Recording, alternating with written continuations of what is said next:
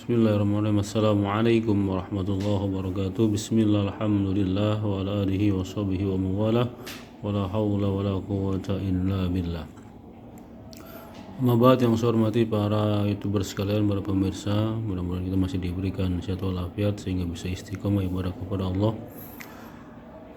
Alhamdulillah, pada kali ini kita akan mendengarkan paparan penjelasan dari beliau Profesor Dr. Quraish Shihab tentang bagaimana kebaikan ini jangan sampai disandarkan kepada orang per orang, tetapi adalah kebaikan dinilai dari ide atau gagasan bagaimana kebaikan ini timbul di sana, bukan tergantung pada pribadi orang masing-masing. Oleh karena itu, lebih jelasnya kita dengarkan paparan dari beliau. Bismillahirrahmanirrahim. Bapak Rektor, Bapak-Bapak, Ibu-Ibu, Saudara-saudara sekalian, Assalamualaikum warahmatullahi wabarakatuh.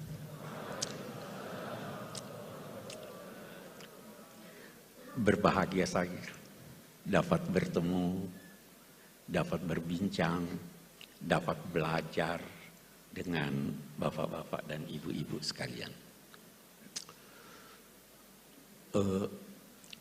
Saya tidak ingin mulai sebelum berkomentar tentang ayat yang dipilih tadi. Tadi dibacakan wa ma Muhammadun illa rasul qad khalat min qablihi rusul afa in mata aw qutila qalabtum ala aqabikum wa may yanqalib ala aqibaihi fala yadurrullaha syai'a. Ayat ini pelajaran buat kita. Ayat ini turun setelah perang Uhud.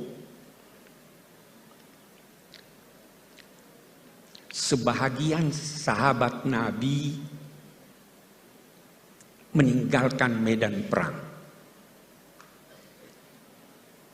Bahkan diduga ada yang goncang imannya sehingga meninggalkan Islam. Turun ayat ini. Ada satu penafsiran yang saya anggap baik sekali dari seorang pemikir Aljazair, Malik bin Nabi. Beliau berkata, ayat ini pelajaran buat kita semua bahwa jangan menilai baik buruknya sesuatu dengan mengaitkannya pada sosok yang mengucapkannya. Sahabat-sahabat yang meninggalkan medan perang dan yang boleh jadi meninggalkan Islam itu karena mereka terkagum-kagum pada Nabi pada saat hidupnya, dan begitu tersebar bahwa beliau wafat, beliau meninggalkan. Ini karena mereka mengaitkan kebenaran dengan sosok manusia. Jangan pernah menilai baik buruknya sesuatu karena ada materi. Jangan pernah mengaitkan baik buruknya sesuatu karena ini diucapkan oleh profesor ini, itu, dan sebagainya. Nilailah baik buruknya sesuatu itu dari idenya, bukan dari orangnya. Walaupun itu diucapkan oleh Nabi Muhammad SAW, selama ucapan itu bersumber dari pribadi beliau, bukan dari Allah Subhanahu wa Ta'ala. Karena itu sebagian sahabat Nabi, kalau Nabi berucap, itu bertanya, ahada ra'yun am huwa wahyun. Apa ini pendapat pribadimu atau ini wahyu? Kalau wahyu, sami'na wa ata'na. Tapi kalau pribadi Nabi, boleh jadi beliau keliru. Nah, ini saya kira pilihan yang baik untuk mengingatkan kita dan untuk menjadikan kita ketika menilai atau membaca tafsir-tafsir dari siapapun, termasuk orang-orang yang kita kagumi, jadikanlah kebenaran, baik atau buruknya sesuatu itu berdasarkan ide yang disampaikan. Itu yang pertama. Nah, tafsir karya ulama Indonesia cukup banyak. Tetapi tidak banyak yang komplit 30 juz. Itu satu. Dan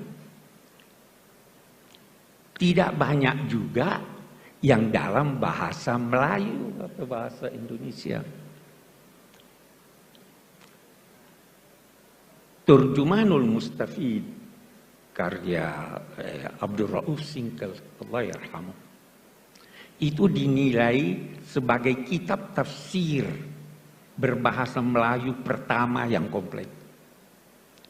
Walaupun perbedaan pendapat ada. Itu dinilai, ada yang menilainya terjemahan dari tafsir Al-Baydawi. Snokor-Holonyo berpendapat begitu. Tetapi tafsir Al-Baydawi panjang ini tidak pendek. Sehingga ada yang menilai bahwa itu adalah terjemahan dari tafsir Al-Jalalain. Betapapun, saya tidak ingin masuk kepada ini terjemahan atau bukan. Tetapi yang jelas bahwa beliau perintis penafsiran Al-Quran dalam bahasa Indonesia. Kita ingin ini kembali. Rintisan ini perlu sekarang. Kalau kita mau cari, siapa yang bisa merintis, menulis tafsir Al-Quran dalam bahasa Inggris? Yang pertama lakukan itu Muhammad Asad, orang Austria yang asalnya Yahudi.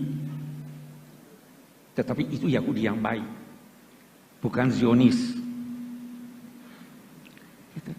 Saya bermimpi ketika kita mengenang Syekh Abdul Rauf Singkal yang tafsirnya itu berpengaruh selama 3 abad. Beliau wafat tahun 1690-an. Saya bermimpi ada tafsir yang bisa memperkenalkan Indonesia bahwa ini dalam bahasa Inggris.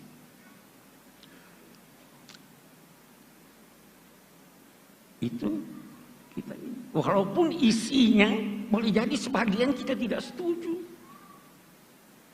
Apalagi kalau kita bicara tafsir Al-Baydawi. Ada di tafsir Al-Baydawi. Nah, ini di pesantren-pesantren pasti masih dibaca sekarang ya.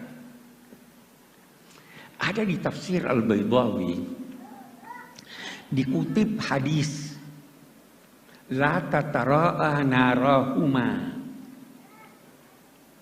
Tidak boleh saling terlihat api yang digunakan memasak antara apinya orang Muslim dan apinya orang Yahudi.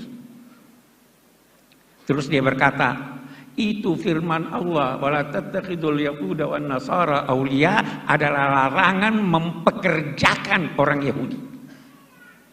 Ini nggak bisa. Itu dibantah sudah oleh ulama-ulama yang lain. Tapi kita berkata itu pada masanya. Pada masa kita situasi telah berbeda.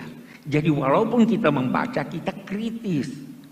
Betapapun Syekh Abdul Rauf Singkal adalah perintis yang harus kita hormati. Dan kita ikuti jejak beliau dalam hal yang benar. Saya pindah. Syekh Nawawi Banten, Allah yarhamu. Ini orang sangat istimewa.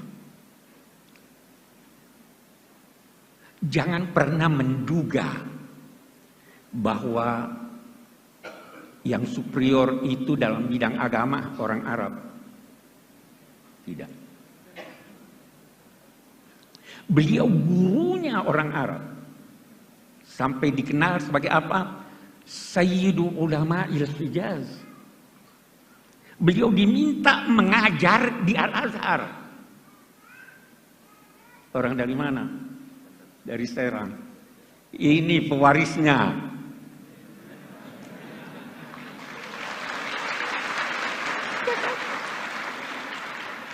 Terus sebabnya saya selalu bilang, ini perlu didorong. Ini. Kenapa Syekh Nawawi mendapat tempat yang begitu besar? Kalau kita baca tafsirnya, saya itu terkagum-kagum baca nama tafsirnya dan mukaddimahnya. Rahasianya ada di sana. Nama tafsirnya Marah lagi. Marah itu atau marah itu tempat istirahat. Labid itu orang yang menetap. Dia merasa beristirahat ketika membaca Al-Quran. Dia menetap di sana, tapi dia bersahabat dengan Al-Quran. Alhamdulillah, kita sudah mendengarkan penjelasan pemaparan dari yang ahlinya tentang berbagai macam keilmuan, kedahsyatan yang memang amat sangat luar biasa yang beliau paparkan, yang beliau terangkan, yang beliau jelaskan pada pertemuan kali ini. Mudah-mudahan bermanfaat fid dunya wal akhirah. Kurang lebih mohon maaf. Ihdinas siratal mustaqim wal afu minkum. Wassalamualaikum warahmatullahi wabarakatuh.